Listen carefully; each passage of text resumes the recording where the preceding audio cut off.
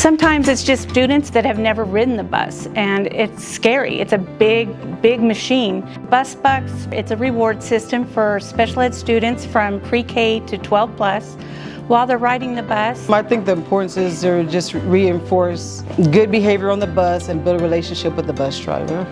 We're going to use the funds to buy books. Not only does it reach the district standards, but we've come to find out that a lot of our kids, they don't get to go to the scholastic book fairs and to buy books of their own to keep. And we found out by giving these books, not only does it help with the reading scores, the bus drivers aren't having to deal with as much discipline problems, the kids are earning rewards with books, parents are getting involved with reading with their students. Several students here in the school that get the Bus Buck rewards, and they come to me and they'll even show me the book, or they'll tell me, hey, I like that book about basketball, or they'll even show me some of the prizes that they've gotten.